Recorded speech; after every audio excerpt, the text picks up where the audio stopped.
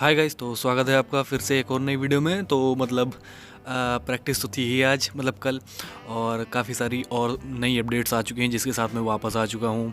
बहुत आपको मतलब इसमें जो इम्पोर्टेंट खबरें वो आपको मिलने वाली हैं, तो प्लीज़ पूरी वीडियो ज़रूर देखिएगा क्योंकि आपके नॉलेज के लिए बहुत इंपॉर्टेंट ये वीडियो होने वाली है। और काफ़ी सारी इंटरेस्टिंग खबरें इसमें निकल के आई हैं, जैसे कि प्रैक्टिस से मतलब थोड़ी बहुत ज़्यादा इंपॉर्टेंट खबर निकल के आई है। राहुल त्रिपाठी की तरफ से खबर है, श्रेयस गोपाल हों, शिवम दुबे हों, आईपीएल से थोड़ी खबरें हों, सीएसके के बॉलिंग कोच का, जैसे कि आपको पता ही था। मतलब सब चीज़ों के बारे में खबरें निकल के आ चुकी हैं, तो पूरी वीडियो ज़रूर देखिएगा, आपको बड़ा मज़ा आने वाला है। तो चलिए फिर, अगर आपने अभी तक सब्सक्राइब नहीं किया चैनल को तो ज़रूर कर लीजिएगा और वीडियो को ज़रूर लाइक कर दीजिएगा।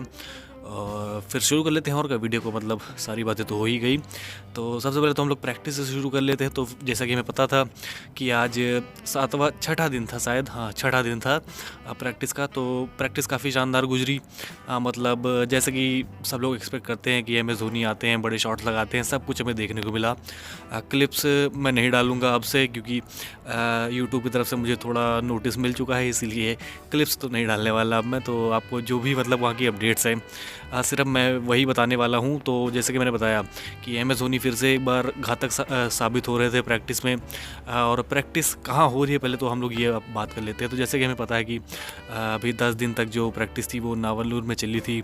और जैसे कि मैंने पहले बताया भी था कि 10 दिन के बाद जो प्रैक्टिस है वो शिफ्ट होने वाली है चेपॉग में। तो फाइनली, जी हाँ, फाइनली जो प्रैक्टिस है वो चेपॉग में शिफ्ट हो चुकी है। और इसके हिंट्स आना शुरू हो गए थे पहले से ही, क्योंकि एम एस धोनी पहले जिम में दिखाई दिए। नावलूर में कोई जिम नहीं है। और फिर ये होटल मतलब लीला पैलेस में भी दिखाई दिया, पूरा मतलब माला वाले से एकदम स्वागत किया गया। और फिर ये शेख रशीद ने पूरी स्टोरी लगा दी चेपॉक स्टेडियम की।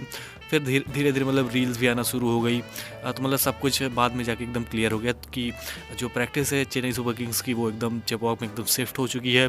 और अब वहीं पे प्रैक्टिस होने वाली है, जो बीसीसीआई की गाइडलाइन है इसको फॉलो करते हुए। मतलब जो मेन स्क्वायर है वहाँ पे प्रैक्टिस नहीं होगी, जो मतलब मेन पिचेज़ हैं उसके अगल बगल आप कह सकते हैं आउटफील्ड में हम चेन्नई सुपर किंग प्रैक्टिस कर सकते हैं। इसका मतलब प्रैक्टिस मैच नहीं होगा, सिर्फ नेट प्रैक्टिस होगी, क्योंकि बीसीसीआई ने हमें मतलब बाउंड कर दिया है। तो नेट प्रैक्टिस ही होने वाली है। उसी में कुछ जैसे कि मैंने बताया कि एम एस धोनी काफ़ी अच्छा खेल रहे थे, ऋतुराज गायकवाड़ भी अच्छे टच में दिख रहे थे। जो स्ट्रगल उनका चल रहा था फास्ट बॉलिंग के खिलाफ वो धीरे धीरे कम होता दिखाई दे रहा है, मतलब ओवरकम करना उन्होंने शुरू कर दिया है। तो ये एक पॉजिटिव साइन है चेन्नई सुपर किंग के लिए। और एक जो मतलब नेट प्रैक्टिस से एक जो वरिंग साइन था वो था राहुल त्रिपाठी का ना होना, ना मौजूद होना। लगातार दूसरे दिन राहुल त्रिपाठी मतलब प्रैक्टिस में मौजूद नहीं थे, जहाँ तक मुझे खबरें जैसी मिली हैं।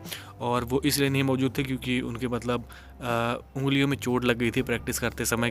फास्ट बॉलर जो थे गुरजपनीत, उनकी गेंद आकर लग गई थी मतलब उनके हाथों में, और उन्हें मतलब इंजरी हो गई थी हाथ में। अब ये कितनी सीरियस इंजरी है इसका आप ऐसे अंदाज़ा लगा सकते हैं कि 2 दिन उन्होंने अगर प्रैक्टिस मिस करी है तो इसका मतलब कुछ भयानक इंजरी, या फिर कह सकते हैं मतलब थोड़ी सीरियस इंजरी तो है, क्योंकि 2 दिन प्रैक्टिस मिस करना काफ़ी मतलब बयां करता है कि इंजरी का लेवल क्या हो सकता है।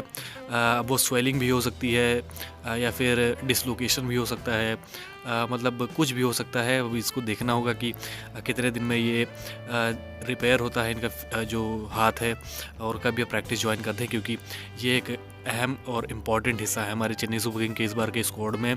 और इनका मतलब फिट होना काफ़ी इंपॉर्टेंट है। मतलब मैं ये नहीं कहूँगा कि अगर राहुल त्रिपाठी फिट नहीं होते हैं तो मतलब हमारी पूरी बैटिंग धराशाही हो जाएगी, ऐसा मेरा कहना नहीं है, क्योंकि बहुत सारे ऑप्शन है इस बार। यही एक इस बार लग्जरी है चेन्नई सुपर किंग की कि मान लीजिए कोई प्लेयर अगर फिट नहीं भी होता है तो भी हम लोग नए प्लेयर को उसमें खिला सकते हैं। तो ये बहुत ही एक अच्छी लग्जरी जैसे कि मैंने बताया है। और प्रैक्टिस की बात हो ही रही तो श्रेयस गोपाल का आज पहला प्रैक्टिस सेशन था, उन्होंने भी ज्वाइन किया। मतलब थोड़ी हाथ खोले अपने, मतलब फुटबॉल से शुरू किया था इन्होंने, फिर उसके बाद जो अपना मतलब स्पिन है उस पर अपना काम किया, प्रैक्टिस करी। मतलब अच्छे टच में ये भी दिख रहे थे। तो श्रेयस गोपाल ने भी प्रैक्टिस शुरू कर दी है, मैंने सोचा आपको ये भी बताता चलूँ। फिर हम लोग बात कर लेते हैं शिवम दुबे की। तो जैसे कि मैं कह रहा था कि चैंपियंस ट्रॉफी के बाद आएंगे, 9 तारीख के बाद आएंगे, या फिर मैंने बताया था पर्सनल रीजन की वजह से ये नहीं आ रहे हैं, आ जाएंगे मतलब 9 के आसपास मैंने ये बताया था। तो 6 तारीख को शिवम दुबे लैंड कर चुके हैं। 6-7 मतलब आप रात में हैं तो 7 भी कह सकते हैं, तो 9 के तो आस ही पास है आप कह सकते हैं। मैं एकदम तो सही नहीं हूँ, लेकिन हाँ आस-पास हूँ, मतलब कह सकते हैं। तो शिवम दुबे ने भी जॉइन कर लिया है, जो कि हमारे सबसे मेन खिलाड़ी मुझे लगता है।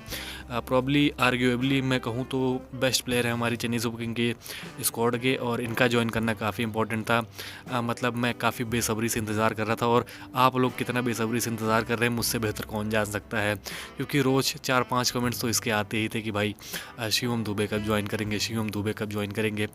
मैं एक ही जवाब देते बार-बार मैं थक गया था। तो चलिए फाइनली शिवम दुबे ने ज्वाइन कर लिया। होपफुली आपको चैन मिल गया होगा, और मुझे भी चैन मिल गया है, क्योंकि मैं समझ सकता हूँ कि आप लोग क्यों उतावले हो रहे थे शिवम दुबे के लिए। जैसे कि मैंने बताया वो हमारे बेस्ट प्लेयर हैं, तो उनका ज्वाइन करना काफ़ी कलेजे को ठंडक देता है।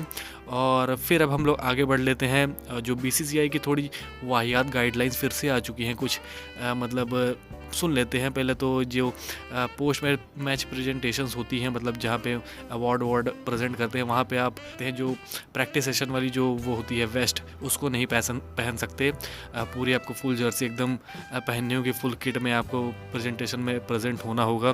प्रैक्टिस सेशंस में फैमिली ज्वाइन नहीं कर सकती, और मैचेस में भी मतलब होटल्स में भी आपको फैमिली ज्वाइन नहीं कर सकती। तो मतलब बीसीसीआई का मतलब कुछ पिछले कुछ दिनों से ऐसी मतलब गाइडलाइंस वो जारी करें, फिर चाहे वो टीम इंडिया के लिए हो, फिर वो प्रैक्टिस वाला जो मैंने आपको बता ही दिया कि मेन स्क्वाड पे प्रैक्टिस नहीं कर सकते, अब फिर ये गाइडलाइन आ चुकी है। तो मतलब मेरे तो समझ के परे कि क्यों इतना छोड़ो, हम लोग बात नहीं करते हैं इनके बारे में। फिर हम लोग बात कर लेते हैं, जैसे कि आपका ये भी सवाल हमेशा से रहा है कि बॉलिंग कोच कौन होंगे। मैं बार बार आपसे बताता ही था कि एरिक सिमंस ही होने वाले हैं बॉलिंग कोच। तो फाइनली आप ऑफिशियली देख सकते हैं चेन्नई सुपर किंग की तरफ से ये पोस्ट ड्रॉप हो चुकी है, जिसमें आपको एरिक सिमंस बॉलिंग कोच आपको दिख रहा होगा। तो अब होपफुली आपकी सारी जो स्पेकुलेशंस है वो सब क्लियर हो गई होंगी, और कोई मतलब डील स्टेन या फिर कोई ज्वाइन नहीं करने वाला, फेक खबरों में आप ना पढ़ें। तो जैसे कि मैंने बताया था कि यही ज्वाइन करेंगे, और इन्होंने ही ज्वाइन कर लिया है, तो आप देख सकते हैं। और जैसा कि मतलब एक खबरें और उड़ के आ रही है, मतलब कि जो सैम करन है वो मतलब बस कभी भी मतलब लैंड कर सकते हैं चेन्नई, क्योंकि उनके इंस्टाग्राम पे मतलब ये सारी पोस्ट हुई, वो अपने फैमिली के साथ टाइम स्पेंड कर रहे थे। और यूजुअली प्लेयर्स में ऐसा देखा जाता है, जब वो ट्रैवल करने वाले होते हैं तो मतलब फैमिली को टाइम देते हैं, जैसा कि आपने बहुत सारे प्लेयर्स के साथ देखा ही होगा।